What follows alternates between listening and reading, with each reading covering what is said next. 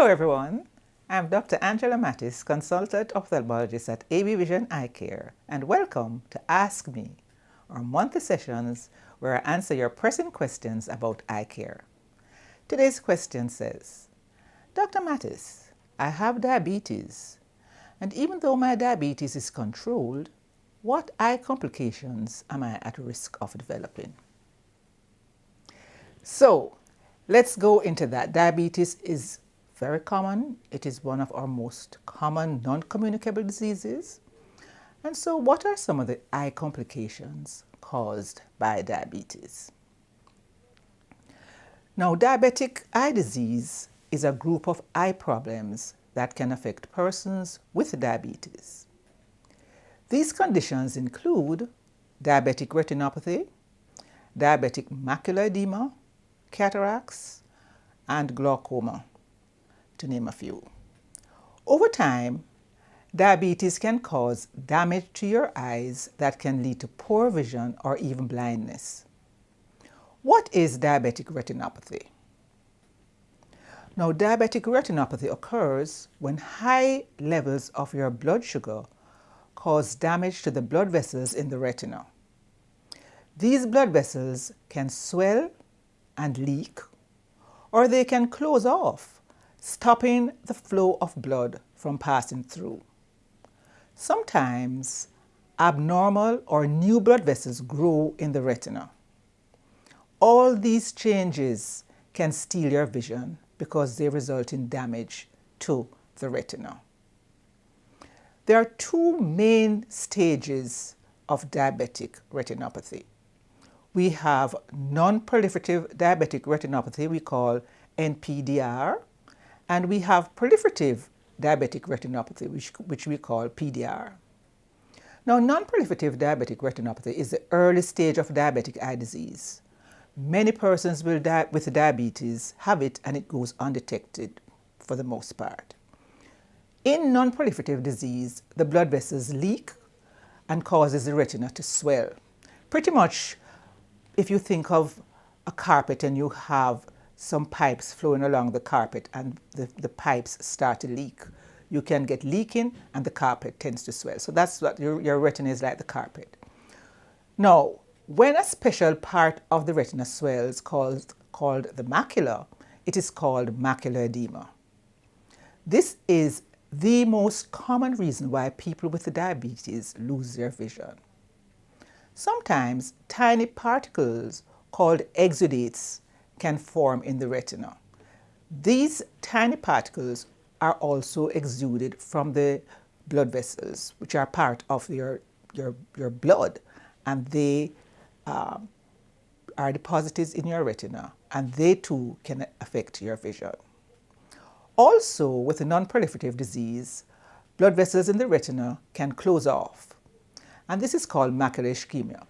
Now, when the blood vessels close off, the blood supply, meaning the blood carries nutrients to your retina, and when these blood vessels close off, your retina is not getting any nutrition, and that is when we call your retina ischemic.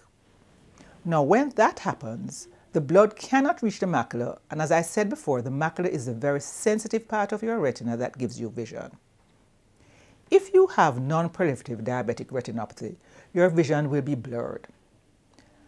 Now, proliferative diabetic retinopathy is the more advanced stage of diabetic eye disease. Now, this happens when the retina starts growing new abnormal blood vessels. This is called neovascularization. Now, this neovascularization occurs because, as I said before, when your retina becomes ischemic, it doesn't get the blood flow and the blood supply that it needs. So it starts to sprout abnormal vessels in these areas that's not getting a good blood supply. Now, these blood vessels are very fragile and they often bleed into the vitreous cavity of your eye. If they only bleed a little, you might see a few dark floaters. And if they bleed a lot, it might block your entire vision. These new blood vessels can form scar tissue. Scar tissue can cause problems with the macula or lead to a detached retina. Proliferative diabetic retinopathy is very serious and can steal both your central and your peripheral or your side vision. So what are the symptoms of diabetic retinopathy? I mentioned some before, like floaters. You can have diabetic retinopathy and not know that it is present. And this is because it often has no symptoms in its early stages.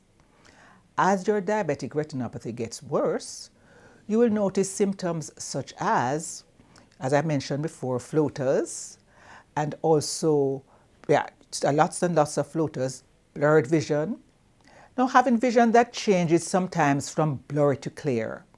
Sometimes you may see blank or dark areas in your field of vision, and also poor night vision. Noticing colors appear faded or washed out, or ultimately vision loss.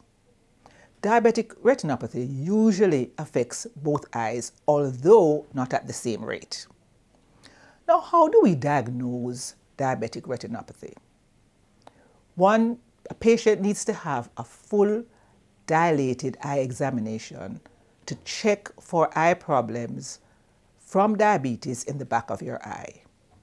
Your ophthalmologist will place drops in your eyes to widen your pupils, which will allow the doctor to examine a large area at the back of each eye using a special magnifying lens. Your vision will be a little bit blurry for a few hours after the dilatation. Your ophthalmologist will also test your vision and also the pressure in your eyes. Also, your ophthalmologist may suggest other tests too, depending on your health history and how your eyes appear. So you may be required to do an OCT or other imaging. All diabetic patients should see an eye care professional at least once a year for a complete eye exam. Your own healthcare team may suggest a different plan based on your type of diabetes and also the time since you were first diagnosed. So, for example, persons who are type 1, which is usually the younger persons, they would not develop retinopathy until after puberty. So you have type 1 and type 2, so the type 1 patients who have it in childhood, they would not get retinopathy until after puberty. Now, how do we treat diabetic retinopathy?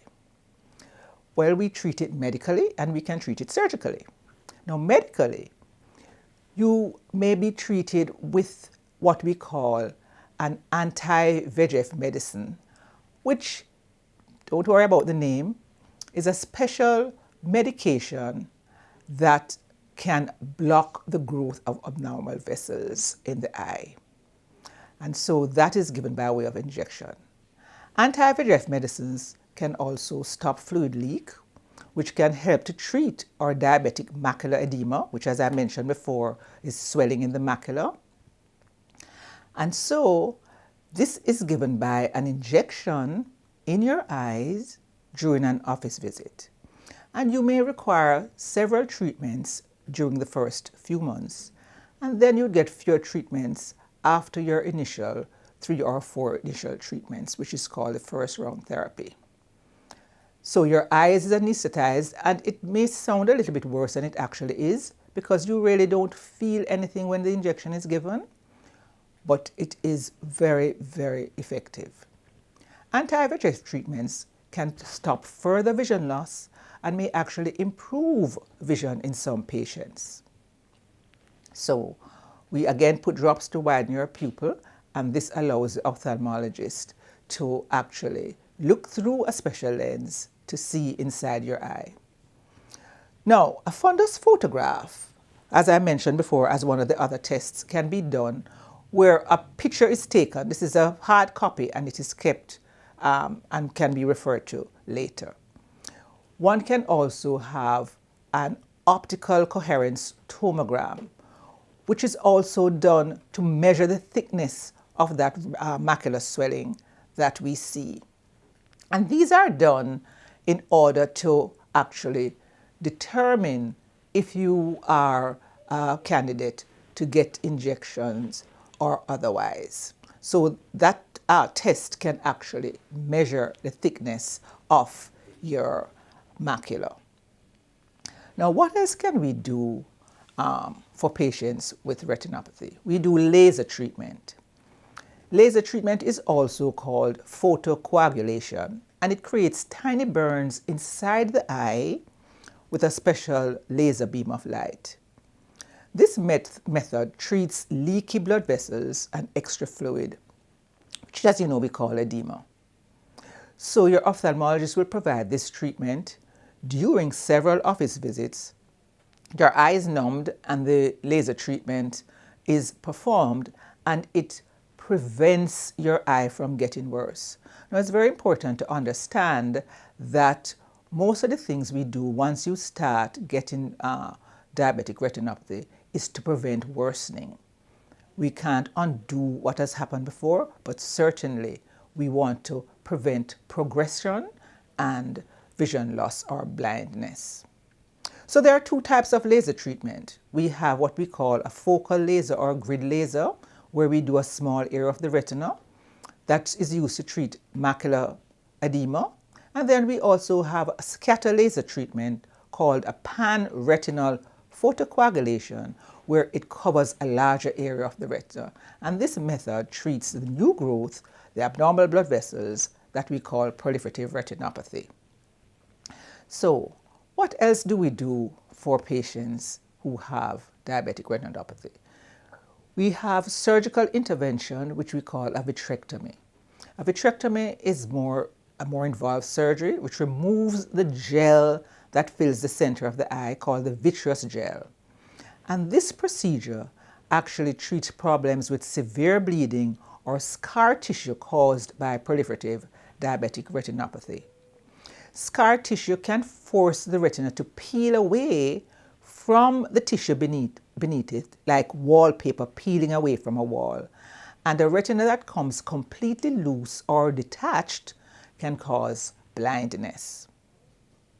Now, cataract surgery can also be done because as a diabetic, you are also at risk to develop cataracts at an earlier age if your diabetes is not well controlled. So in cataract surgery, your ophthalmologist can remove that cloudy lens and it is replaced by an artificial implant. People who have cataract surgery generally have better vision afterwards. And you will obviously need a new glasses prescription when that is done. And also, doing cataract surgery can allow for further treatment of retinopathy if it couldn't be seen before because of the cloudy lens that was present. So, what can be done to prevent diabetic retinopathy? Well, sometimes diabetic retinopathy can affect persons in spite of the best control. However, the best way to reduce retinopathy and to prevent it from getting worse is to manage your diabetes. You must control your blood sugar.